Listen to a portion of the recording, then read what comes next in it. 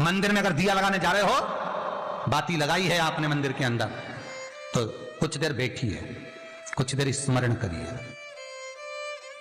हमारे यहां तो यहां तक कहा गया है कि किसी मुर्दे को अगर जलाया भी जाता है तो कभी गोल बत्ती नहीं लगती। आप मटके के पास में, परिंदे के पास में, जल के पात्र के पास में कोई भी अगर दिया लगाएंगे तो वहां गोल बत्ती रखकर लगाएंगे तो घर में लक्ष्मी नहीं टिकेगी। कई लोग कहते हैं कि परिंदे के पास, मटके के पास में, पानी के स्रोत के पास में जहां जल भरते हैं, हंडा रखते हैं, टंकी रखते हैं, वहां पर मटके के पास बत्ती लगाओ, दिया लगाओ, पितर शांत रहेंगे। तो पितरों को शांत करो, मना नहीं है, पर दिया लगाने का नियम है कि पितरों को अगर आप दिया लगा रही हो मटके के पास, परिंदे के पास, या अमावस्या के दिन पितरों के लिए अगर दीप लगा रही हो तो गोल बत्ती अगर लगाओगी तो कार्य कभी सफल नहीं होगा। घर में लक्ष्मी नहीं टिकेगी, संपदा नहीं रहेगी, घर में कोई ना कोई बीमार पड़ा ही रहेगा। धन आएगा जाएगा, टिकेगा नहीं। इसलिए पितरों के लिए अगर दिया लगाना है, पूर्वजों के लिए दिया है, तो कपाल क्रिया तक रुकना पड़ता है कि थोड़ा रुकिए, कोई पीछे से आकर कुछ कर ना जाए। दीप जलाएं, थोड़ी देर रुकिए। और दीप का भी नियम है महाराज, दीप का भी नियम है। दिए में जो फूल बत्ती लगती है, गोल बत्ती लगती है, गोल वाली, ये बत्ती हमेशा कोई विष्णु भगवान की पूजन कर रहे हो, शिव जी की पूजन कर रहे हो, कोई अन्य देवता का अगर आप स्मरण कर रहे हो तो गोल बत्ती लगाई जाती है। भगवान के मंदिर में पूजन कर रहे हो तो गोल बत्ती लगाएं। लंबी बत्ती, लंबी वाली जो बत्ती होती है, लक्ष्मी की पूजन में, देवी पूजन में, जितनी भी माताओं की आप पूजन करोगे, जितनी भी देवियों का आप स्मरण करोगे, उसमें लंबी बत्ती का प्रमाण है। पितरों की पूजन में लंबी बत्ती का प्रमाण है। लगाना है पितरों के लिए अगर दीप लगाना है तो लंबी बत्ती लगाइए, लंबी बत्ती। महाराज लंबी बत्ती का प्रमाण हमारे यहां शास्त्र का, गोल बत्ती का प्रमाण। और सुंदर चरित्र कहा, यदि आपके जीवन में बहुत ज्यादा लक्ष्मी से तकलीफ है, कष्ट बहुत ज्यादा है, या संबंध खराब हो रहे हैं बहू और बेटों के, संबंध खराब हो रहे हैं, अदालत में बात चली गई कि लड़की और लड़के का तलाक होने वाला है, बहू अपने घर जाकर बैठ गई, आने को तैयार नहीं है, जमाई अपने घर रह गया, लड़की को लाने को तैयार नहीं है, सास बहू में आपस में तनमन चल रही है, प्रेम बिल्कुल नहीं है, या लक्ष्मी आती ही नहीं, बहुत कष्ट है, जमीन जायदाद पड़ी बिक नहीं रही, तो एक काम करना, इतना दुख अगर आपके जीवन में है तो कार्तिक के महीने तक रुको, और कार्तिक का महीना आए, त्रयोदशी तिथि आए, कोई सा भी हो, सोमवार, रविवार, मंगल, बुध, कोई सी भी त्रयोदशी, प्रदोष, कोई सी भी प्रदोष तिथि आए, उस दिन तुलसी की लकड़ी, पहले से तुलसी आपके घर में अगर सूखी हो, तुलसी सूख गई हो तो उसकी जो लकड़ी होती है, उस लकड़ी का 7 लकड़ी का बंडल बनाकर दीप बना लो। लकड़ी का दीप मतलब लकड़ी, पतली पतली डालियों को लेकर कच्चे सूत से उसको बांध दो और बांधकर घी में डुबक दो।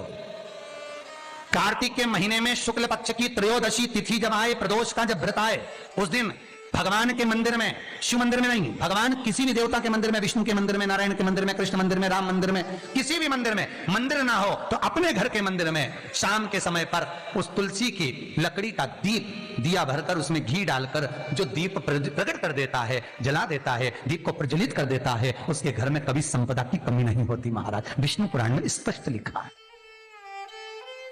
इसलिए शायद कहा जाता है कि भगवान को सर्वश्रेष्ठ कौन सा चंदन अच्छा लगता है। आपको पहले भी कथा में कहा, आगरा की कथा अगर किसी ने सुनी होगी तो उसमें वर्णन किया, भगवान को सर्वश्रेष्ठ चंदन कौन सा, भगवान को सर्वश्रेष्ठ चंदन कौन सा प्रिय है, वो कौन सा चंदन है जो भगवान विष्णु को लगाएं, राम को लगाएं, कृष्ण को लगाएं, वो कौन सा चंदन है जो श्री हरि को लगाया जाए। तो जीते जी भगवान विष्णु एक बार गले लगाते हैं, उसको कहते हैं हरि चंदन।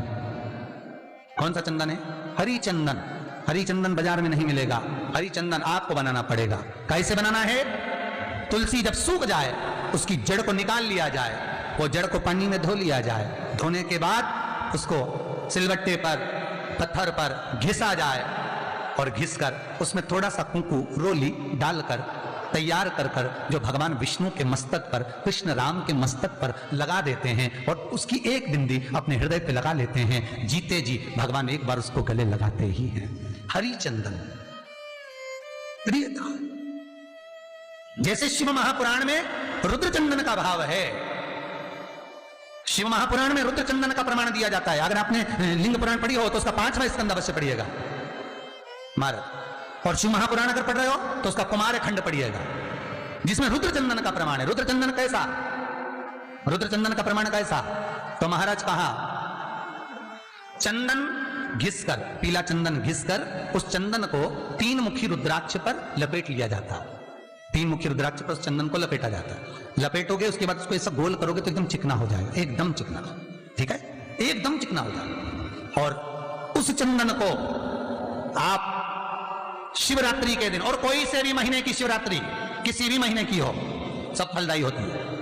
अगर आप पंचांग में देखेंगे तो शिवरात्रि लिखी हुई आती है, हर महीने शिवरात्रि पड़ती है। किसी भी महीने की शिवरात्रि पर रुद्र चंदन, अर्थात जो चंदन का आपने 3 मुखी रुद्राक्ष में लेपन करा है, उसका गोला बनाया है, वो चंदन अच्छा मोटा मोटा कर लेना, अच्छा बढ़िया, ऐसा नहीं थोड़ा बहुत ही लगा, पूरा रुद्राक्ष दिखना नहीं चाहिए, पूरा लपेट कर उसको शंकर के शिवलिंग पर ले जाकर रख दीजिए और फिर धीरे धीरे शंकर भगवान का जल अभिषेक करना प्रारंभ कर दीजिए। वो चंदन पूरा धीरे धीरे शंकर के शिवलिंग पर डलना चाहिए। शंकर के मूल मंत्र श्री शिवाय नमस्तुभ्यं का जाप करिए। यह कहलाता है रुद्र चंदन। इस चंदन के अभिषेक से महाराज जो काम नहीं होता आप कर कर उस कार्य को प्राप्त कर सकते हो, सिद्ध कर सकते हो। रुद्र चंदन, हरि चंदन, रुद्र चंदन, ये वो चंदन है जो जीवन का सुख प्रदान करने वाले हैं, हरितत्व देने। उम्मीद है यह वीडियो अच्छी लगी होगी। अच्छी लगी हो तो इसे जरूरतमंदों के साथ जरूर शेयर करें ताकि वे भी इस उपाय से लाभ उठा सकें। धन्यवाद। श्री शिवाय नमस्तुभ्यं।